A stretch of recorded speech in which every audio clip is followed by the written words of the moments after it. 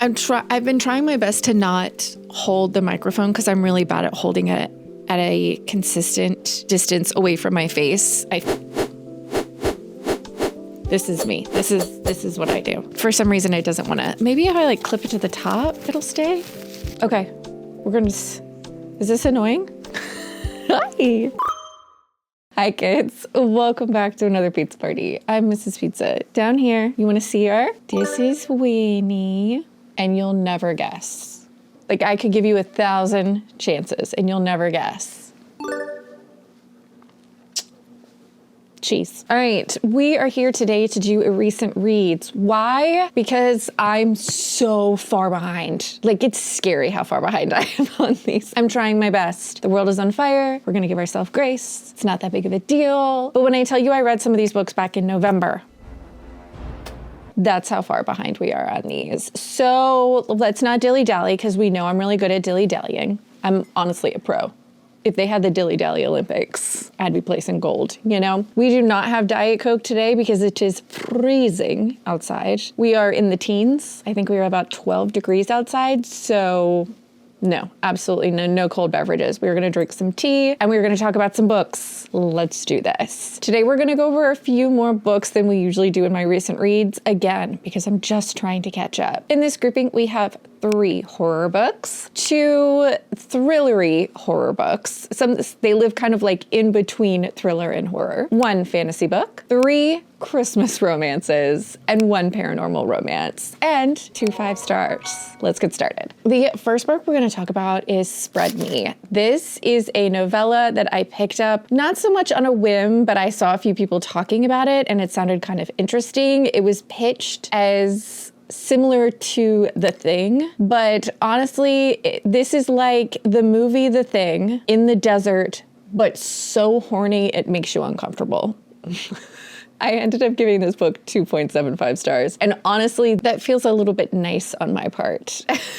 Like, I feel like I gave this the benefit of the doubt because I didn't really end up liking this. This is the story of Kinsley, and she is some kind of scientist working in a remote base out in the desert that's similar to The Thing. It is incredibly remote. They have a small town somewhat nearby, but these people are very isolated in this environment they're in. This is a group of researchers all here together in this research facility out in the middle of the desert. When one day they find something buried in the sand that's strange and unusual, they bring it back into their facility, they break quarantine, bringing this in, doing what they do, and that's a really horrible idea because slowly but surely bad things start to happen. This was so horny. Not sexy, not smutty, like horny, like uncomfortably horny. It was not for me. I didn't hate it, and I want to say there was a reason for the horniness, but I can't think of what it is. But I didn't really end up enjoying this. If you are looking for something that's like The Thing in the desert, but really horny, I've found the book for you. The next book we're going to talk about is The House of Monstrous Women. I picked this up because I love a gothic book, but I'm always looking for a gothic book that's got something new and innovative being done within the gothic genre. And this is a gothic book taking place in the 1980s in the Philippines, which is something I had never read before. This is the story of Josephine, and she was orphaned some years prior. Her parents were both very politically active and were executed due to their political beliefs and activism. So Josephine has been left behind in the family home after her parents' death. Her brother went to kind of make his way in the world in Manila. There is now a rebellion brewing there. Josephine has kind of just been left alone out on this estate to kind of help run it, but she's not feeling fulfilled. She's feeling very lonely and she's feeling very stuck when she receives a message from a childhood friend inviting her to play a mysterious game whose prize is your heart's desire. So Josephine, honestly wanting change in general, but just seeing the opportunity to seize this moment, travels to a distant, creepy estate where her friend lives and decides to play this game. I will say I ended up giving this book 3.5 stars. I enjoyed it just fine, but I found the first half of this book to really, really drag. It took to, I think, past the 50% mark for us to actually start the game element. Once the game started, I was invested. It was really, really cool. This big creepy house with all of these supernatural sinister things going on. It's very confusing, it's very cluttered, and Josephine is playing this game. That was all very interesting to me. There's also a lot of bugs. So if bugs creep you out, you probably should steer clear of this book. There was a lot of creepy bugs happening. But the second half, very, very cool. Very interested. The first half was just dragged for me. It was the needing to get to the game faster and needing to have the game element to really keep things moving. But I would definitely pick something up from this author again. The next book I picked up was Hemlock in Silver, and this is by t.kingfisher, who is an author that I read almost everything that she puts out.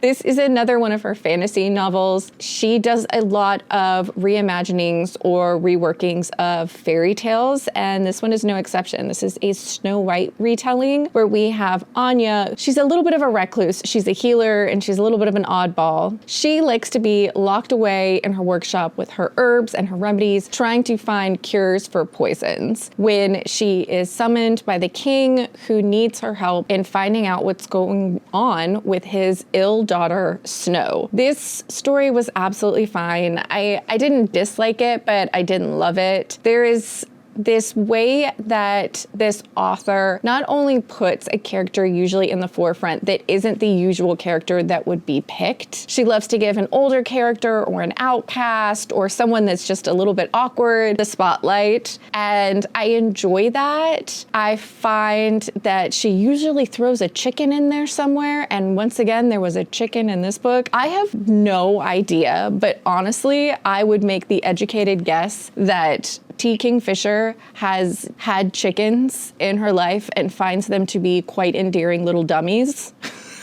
because of how she writes chickens. This was absolutely fine. This is not my favorite of t.kingfisher's fairy tale reimaginings. This was just a middle-of-the-road fine read. This is an author that I enjoy most of her work, so I'm not disappointed that I read it, but it's definitely not going down as a favorite. The next book I picked up after that was What Stalks the Deep, again by t.kingfisher. But this was a horror novel, a continuation into this author's series that starts with What Moves the Dead. This is a reimagining of The Fall of the House of Usher. Sorry, Winnie just moved the camera. Are you comfy?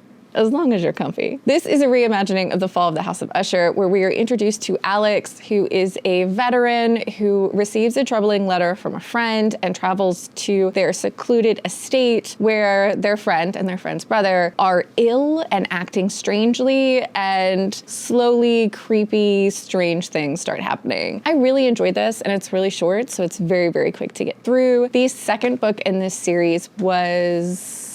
I'll put it up on the screen. I can remember that it's a red cover with like a horse on it. This was the second book, a continuation of Alex traveling to a new location and having to deal with some sort of sinister supernatural thing. The second book was fine. I didn't dislike it, but I didn't love it as much as the first. But I was still invested enough in Alex as a character to continue on with What Stalks the Deep. And I was so pleasantly surprised that I really, really liked this installment. I think if you liked the first one, but were a little disappointed in the second, continue on. The third one's good. It's back to what I enjoy from this author in their cozy type horror novels, where we have Alex once again taking on some sort of supernatural dark thing that's happening. There's moments of levity that are just peppered throughout. It's also quite funny, and this author has a really great way of not necessarily giving you the villain you think you're getting. A lot of the time, something that as an archetype would usually be used in stories to be something sinister or evil usually ends up being something that's either neutral or the good guy, where something that wouldn't necessarily be seen as sinister is often made quite dark and sinister. Their talent as an author to take and flip some of these stereotypes on their head. So I read What Stalks the Deep, and in this book, Alex now is traveling to West Virginia, and poor Alex, I hope in the next book they at least get to go to the beach, because they keep going to these horrible locations. Like, let's let Alex go at least investigate something supernatural in a nice warm setting with a cocktail, you know? But Alex is in West Virginia to help a friend search for another missing friend. They have a worrying letter. They were a few worrying letters, I actually believe, from a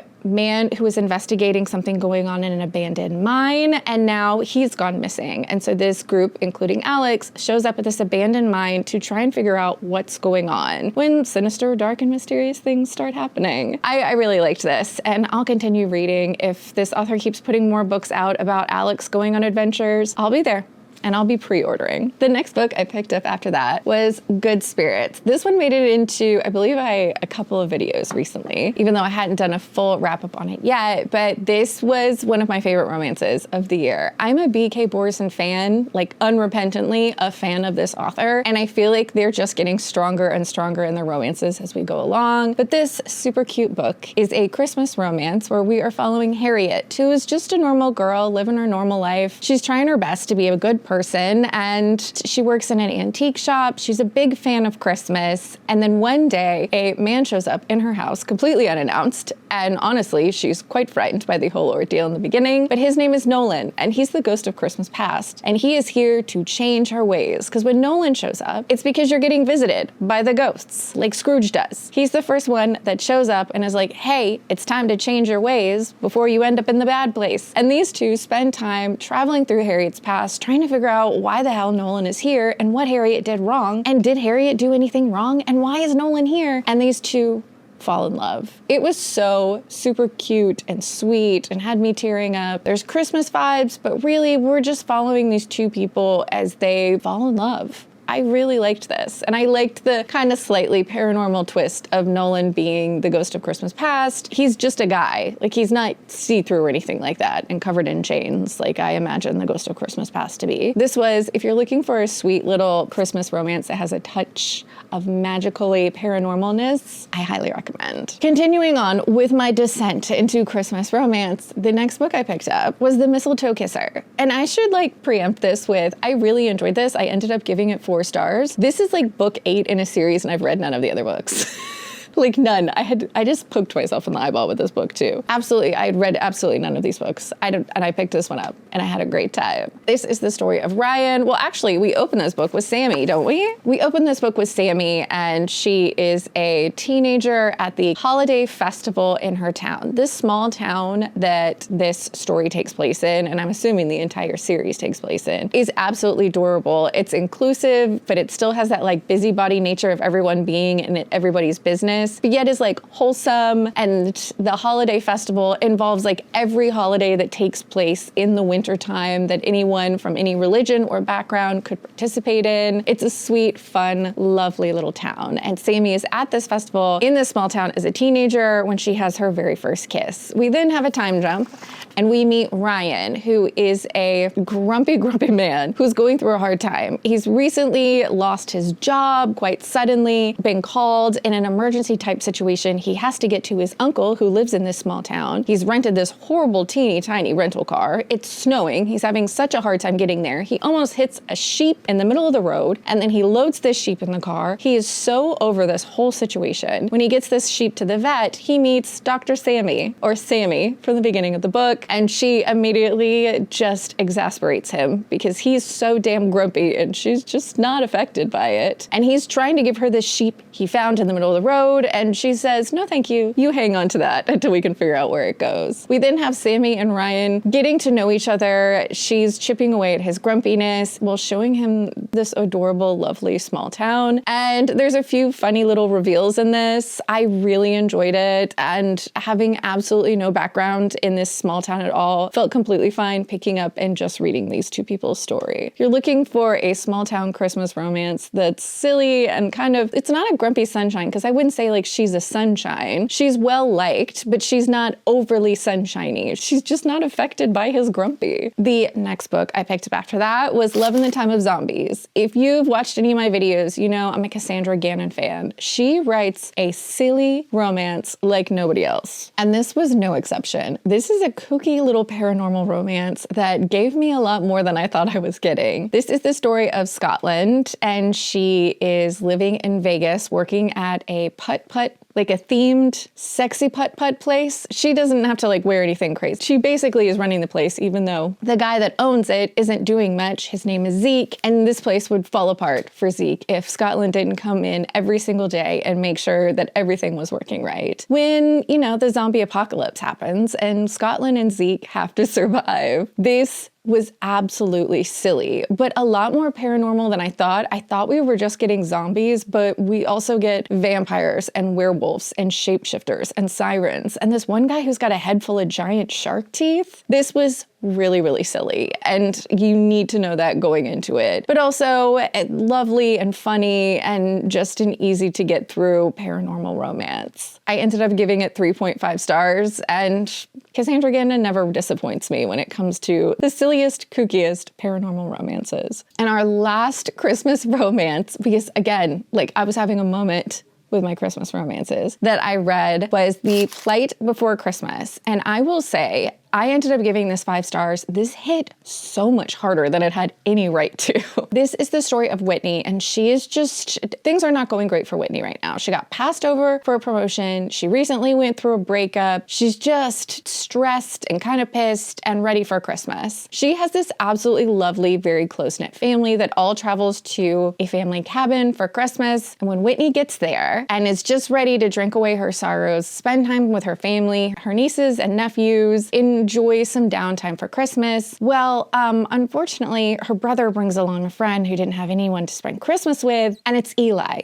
The guy that broke Whitney's heart back in college. The Eli. The one. The relationship. And so Whitney is absolutely blindsided. And honestly, just seeing red with rage, because this was supposed to be the time that she was able to de-stress. And now the man that broke her heart is under the same roof as her. This is a second chance romance where there's a lot of family involved. And here's what I'll say about this. There's a good portion of this book that you are just going to be pissed at Eli. There is still an attraction going on there, but this is one of those books where I found the fact that the relationship didn't work the first time made sense. Because in a lot of second chance romances like this, where they kind of happen upon each other later in life, there wasn't a really good reason that the relationship didn't work out the first time, or the reason that the relationship didn't work out the first time wouldn't have been fixed by time. So this I found was a really good exception, and that I 1000% see why the relationship didn't work the first time. But that didn't mean that I wasn't rooting for these two people to figure it out this time. And then there's a lot of revelations about Eli and kind of why he made the decisions he made, and you'll be in tears. It was one of those ones where I didn't know how they were going to make me want this relationship to work, and then I realized how bad I wanted this relationship to work for them. There is some really good grovelly moments in this. You're gonna tear up. I audibly gasped at one of the revelations that happened, but yet at the heart of this is a Christmas romance. We're doing Christmassy stuff with the family, all while these people are kind of working through some things that really shaped them in how they see relationships. It's the relationship for both of them that was the one that got away. I really, really enjoyed this Christmas romance. All right, our next book is a complete departure from that just run of Christmas romances I was having. The next book I picked up was Fiend, and this one was marketed as kind of like Succession, but with demons, is what I saw someone say. And I was like, yeah, I want to see really rich people deal with like demons. That sounds great. But that's not really what this book is. I ended up giving this like 2.25 stars. I did not really end up enjoying this, but let me tell you what this is about. This is a family that is incredibly wealthy, and the point of views that we're getting is from all 3 of the siblings, the current youngest generation. We have Darden, who is the heir, the oldest, and the son. He's taken on his role as the successor to his father quite seriously, but there is a lot of secrets within this family that Darden has been privy to that his other siblings haven't, that really cause reservations about even if this is the life he wants. We then have Maris, and she is the middle sister and the most hungry for not only power, but for her family's and her father in particular's approval. She works for the company that he works for, but in this family, seeing as how she's a woman, the only real purpose she serves is for a marriage that that will bring the family more wealth and connections. And then we have the youngest daughter, who is Nora, and she is kind of flighty and left to her own devices. She is a spare and not really seen as important within the family. The father is quite the figurehead. He's very stoic and reserved. This family has a history that goes back as far as anybody could ever chart, where they have really been in power and they do some pretty nasty things to stay in power. But there's a secret deal that has been struck that is the reason this family can hang on to power. And slowly throughout the course of the book, you and Maris start to learn what that is. There's a few twists and turns, but honestly, I was having a hard time staying engaged in this. The power plays that people were making, trying to secure their own futures and what they wanted, was a little bit interesting, and I thought the supernatural bit would save it for me, but I don't know. I just didn't end up liking this. I just didn't end up liking it. I didn't think that the supernatural stuff was strong enough nor explained well enough, and the twist kind of felt dumb to me, so there's that. And the last book we're going to talk about is Dead of Winter. This is a book I saw everywhere when it said you're looking for like a horror thriller that takes place in the wintertime. And I'm currently in the wintertime, and I was looking for a horror thriller, so I read this one. And I gave it 2.5 stars because there is no way that my pattern recognition is this good. Is all I have to say. This is the story of Krista, and she is one of 8 people who was on this tour group traveling to a lodge, like a very secluded lodge in a very snowy area, on a bus together, when a freak snowstorm ends up hitting all of these people, and they're trapped kind of out in the wilderness, and they end up finding this like little tiny hunting cabin with no electricity or anything like that, and they all hunker down in this little cabin trying to wait out this great big storm. When the tour group leader goes missing one evening and they find him the next morning. Well, they don't really find him. They find his head stuck in a tree. And then slowly after that, Krista is like, well, somebody's doing the murders and it's got to be one of these people. The survivors start dwindling from there. They all have these horrific deaths and you're trying to figure out why these people are being killed. Who's doing the killing? Was this all orchestrated? Is this all random? I figured this out way too soon and was hoping, I continued on reading, hoping I was wrong, but I wasn't. I was right. And if you didn't figure this out, it was probably a much more enjoyable reading experience. But when you're reading it going, well, come on, really? None of you guys have figured any of this out yet? I don't know. I think that books like this don't work for me because I do probably have some undiagnosed something, and my pattern recognition is a little bit on the superpower side. I can't be the only one, is how I'll put it, that was reading this knowing almost immediately what the twist was going to be, what the big reveals were, what was going on, and the fact that nobody was really picking up on a lot of the things I was picking up. It's okay if not all of the characters are picking up everything, because I know as the reader you have a more omniscient view of what's going on, but the fact that nobody was really making any of these connections and that the twist was what the twist was, I was bored and I didn't like it.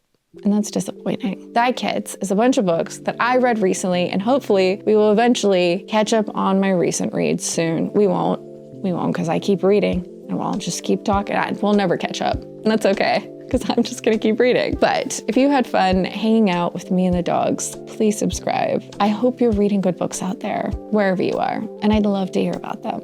And I'll see you next time.